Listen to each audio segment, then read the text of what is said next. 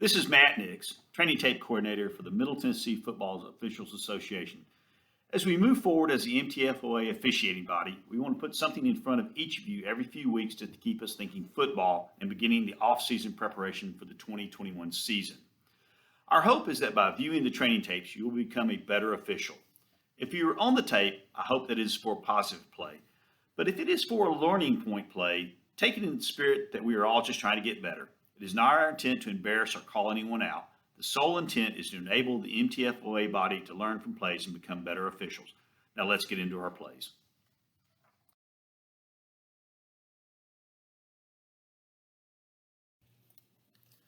Here we see Short Wing doing a great job of being patient and seeing where the pass is going to be caught. You can see the running back turning around, trying to make a catch. He is beyond the line of scrimmage. Therefore, the pass has crossed the line of scrimmage, making it a defensive pass interference. Great call by the Short Wing.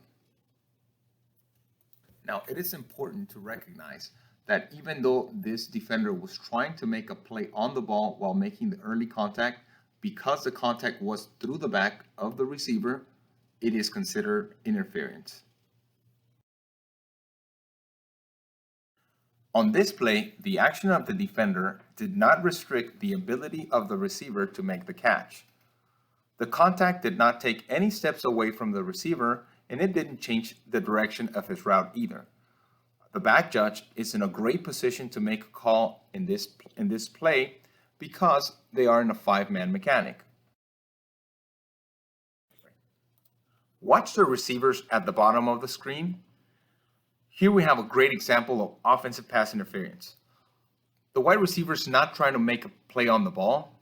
He's just disrupting the ability of the defender to make that interception. This is a call that we want made on the field.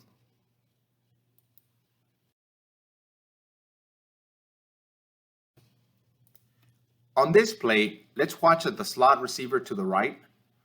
And here we have a great example of why it's so important for us to stay with our keys. The back judge is looking at that slot receiver and he's staying with his key and recognizing that there is contact created, intentional contact created by him to the defender that affected that defender's ability to make a play on the ball receiver. This is a great job by the back judge of staying patient and seeing and staying with his key and seeing what he needs to be seeing. Watch the receiver to the right. Here we have a great example of a play where both teams committed a foul. The first foul is defensive pass interference, which is out of frame, and it was thrown by the Short Wing. The second foul is offensive pass interference, and it was at the end of the play thrown by the back judge where the offensive player pulled down the defender. Also, we want to remind back judges of our mechanic responsibility. We are covering the end line. Watch the slot receiver to the right. The contact made by the defender in this play is incidental. Therefore, is not a foul for defensive pass interference. Our crew did a great job of recognizing that this foul was not intentional and also recognizing that not all contact made is illegal.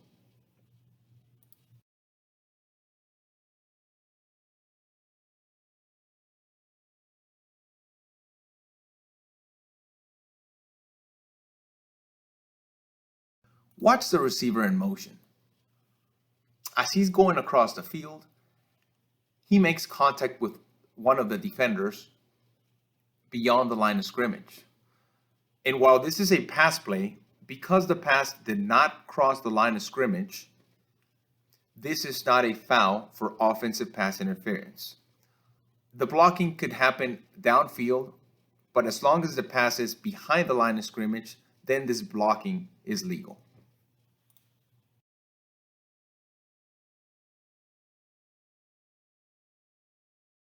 Watch the second receiver at the top of the screen. As you can see, it's hard to tell who initiates contact. However, it's clear that the defender starts holding the receiver as the quarterback is getting sacked. While we don't want to throw a flag for holding as the play didn't fully develop due to the sack, it is crucial that we talk to the defender and let him know that we saw what he was doing and that this could in the future be a holding if the play comes to him.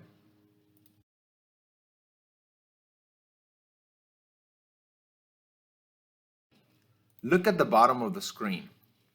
You can see the defender holding and turning the wide receiver around, and while the ball did not come his way, it affected his ability to block for his teammate downfield.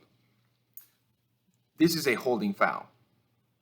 Now, if the ball would come his way, at that point, we would have a foul for defensive pass interference.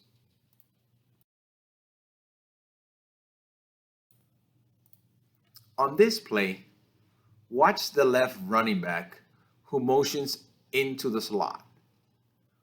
Once he goes on into his route, safety number 27 makes intentional contact, knocking him to the ground before the ball arrives, which is early contact. This contact is defensive pass interference. The back judge does a great job of being patient, waiting for that contact, and throwing his flag. Watch slot receiver number 4 at the bottom of the screen. As he goes out for his route, the defender cuts him off by grabbing him and restricting him.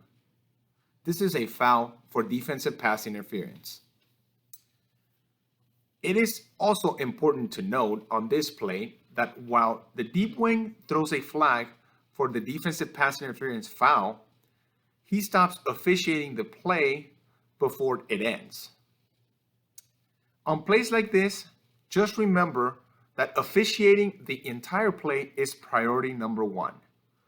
Another reminder is to remember that deep wings have goal line responsibilities and back judges have inline responsibilities.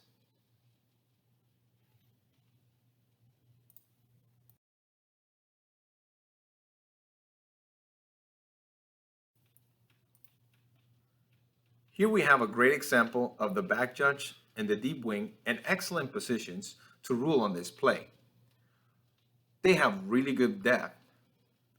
Remember that on close plays like this, we want to see material restriction, which is difficult to see on this play.